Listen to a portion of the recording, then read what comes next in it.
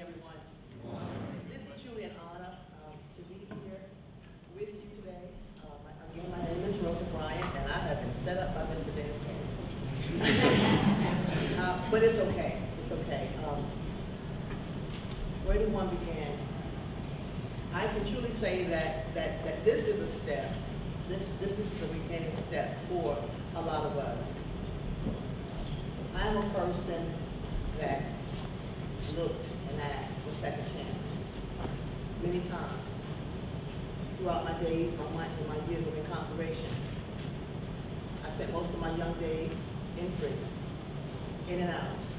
As a matter of fact, 9 times, in and out of the system, as a drug addict.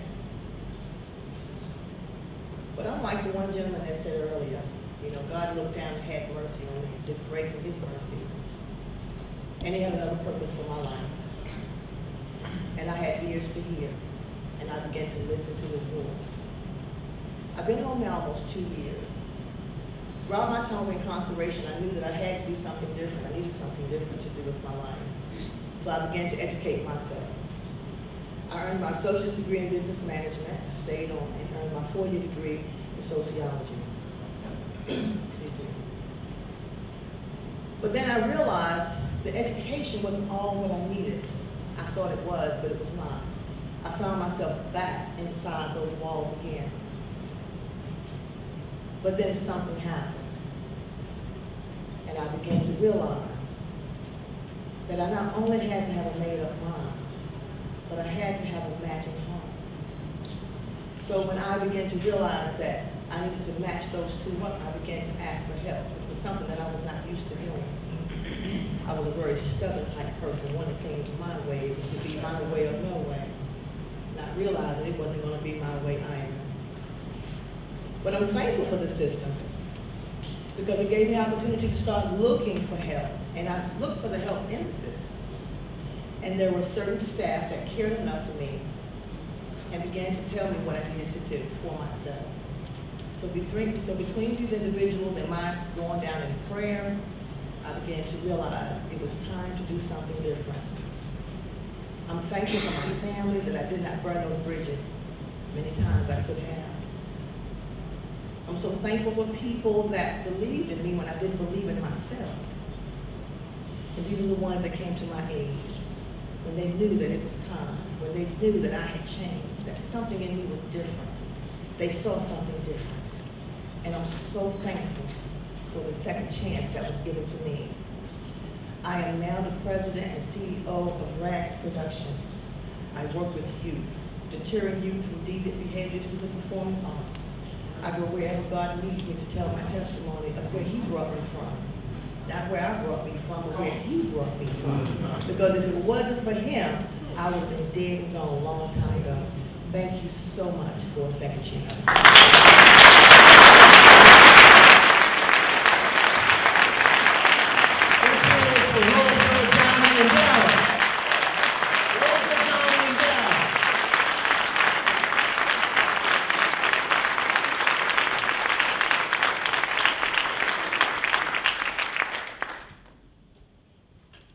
Before we move into some of the hard work that we face today, another one of our champions is coming to the room, and we'd like her to say a few words. A longtime friend of mine, longtime freedom fighter, Representative Angela Brown.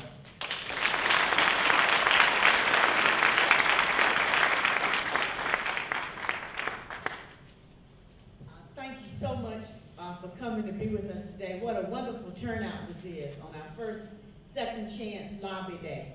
And I am happy to welcome you. I represent Nash and Halifax counties, District 7 in the House of Representatives, and have been working along with Representative Garland Pierce and now Representative Marcus Brandon to help keep the second chance issues in the forefront of our work here at the General Assembly.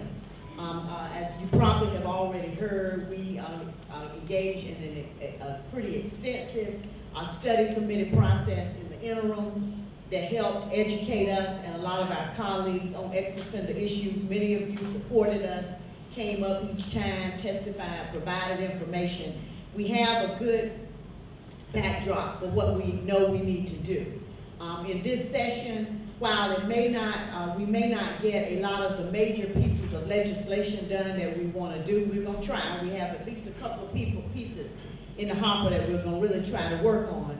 What it is important for you to understand is that governmental change takes time. And I've learned that over the years, you know, that I've been doing this work, and that a lot of times you're making more progress than it seems. But we are laying a great groundwork with the Justice Reinvestment Act that is going to be passed, that is putting the emphasis on trying to keep offenders in the community, giving them a chance to reintegrate, to use community-based treatment and rehab and even restraining opportunities to avoid sending offenders into the state prison system in particular, if we don't have to. We're also at the same time looking at how to help juvenile offenders, because you know if we can start with those teenagers early,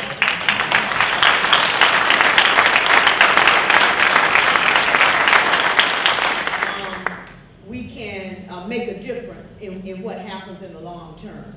In addition to that, we have lots of support from the Department of Corrections in looking at both the local ex-offender organizations that you all are a part of. And so that's going to be important too, that we keep our grassroots work going. And I was speaking with some of the activists last week to say that we have been long-term activists. We know how to do this work. Even if the political parties change and who's in power changes and all of that, we know that that's just a sign that we can do more at the local level to then demand what we know we need from the state level and federal level, for example. So we know that we're cutting the budget. We may be losing some of the traditional programs as we know it, but it doesn't mean that we have to just do nothing or bide our time. We need to keep our local organizations going, look at what the opportunities, the services that are called for that are going to be needed around justice reinvestment, organize ourselves to put RFPs in to provide those services.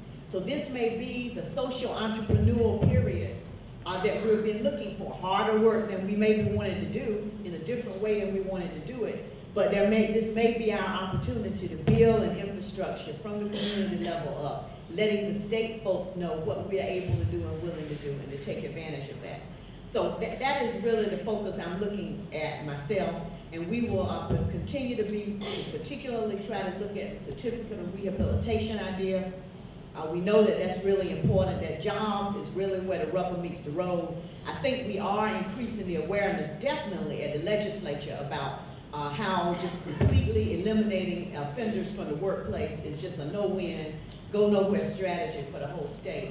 I think we're getting their attention, and I think I'm beginning to see even changes in my local community. For example, we just had a jobs forum where ex-offender issues was an important part of the agenda, and I can remember a time when it would have been a mere mention, and the business leaders were stepping up to the plate, being open to, well, how do we solve this problem? So I think we need to continue to work that issue as a priority, and to keep ourselves organized, and the movement that you already have going. Know that you do have people here who understand and who will be fighting for you on this issue on an ongoing basis. We are open to your ideas, open to your leadership, and so let us know what we need to do. And as you get out amongst the legislators, you want to ask them to, and I'm sorry, I don't even know the bill number, but we have a bill that would, and I'll get that number to you before I walk out, that will, it is the bill in government. You know which bill that is? That will have set up local reentry council, network with the Department of Corrections. That's the bill that Representative Pearson I have, and then there's a certificate of rehabilitation bill. I hope someone has been in here to talk to you about the expunction bill. Okay, Bill's gonna handle all that. So he'll give you your marching orders and talking points, but I think this is just a great turnout, and I think you will have an impact on these major pieces of legislation this term. Thank you so much. And I'll be in and out. You know that we are focusing on the budget right now.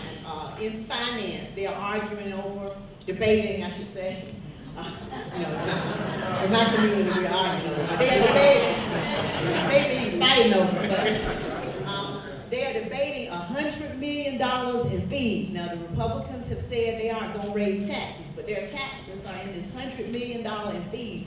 Where do you think most of those fees are going to be collected? Court costs. And it's going to really affect those kinds of cases where mostly poor and working class people are going to be affected. We will have to fight that. So as we speak, that's, I'm sure, and we have told Marcus he wants to be with you, I'm sure, but I think they have tied him down in the finance committee, so he can't leave. And even though we're in the minority, we have to be there to cast those votes. Maybe we can make a difference on some of the motions and amendments.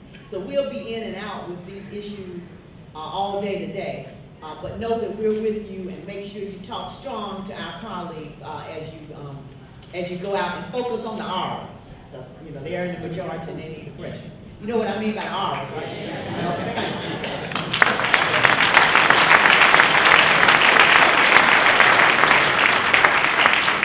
Thank you, Representative Bryant. And I think I see that the Durham crew has finally arrived.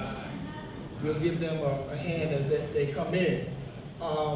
So we talked about Philadelphia passing Ban the Box, and we've got Ban the Box campaigns going in Durham and Raleigh, and I hope before you leave this place today that we can convince you that we need one in Wilmington and Fayetteville and Greenville and other places. But we're going to ask now Bill Rowe from the North Carolina Justice Center, my colleague, who spends probably more time than he would like here in this building, but working for us. He's going to tell us what we're fighting for. So let's welcome Bill Rowe.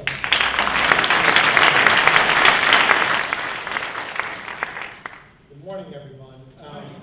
I can't tell you how inspiring this is to see you all here today and coming about this issue, because this has been an issue for years that has really gone neglected in the state legislature. And there have been folks like Representative Pierce, Representative Bryant, and a few others who've been toiling away, trying to make headway and get some things done.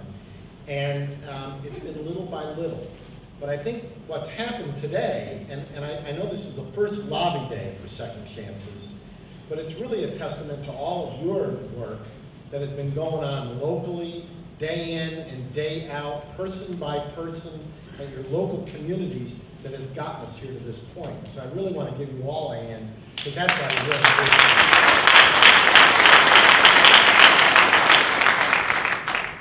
I hope everyone has signed up and given us some contact information, because I think it'll be important.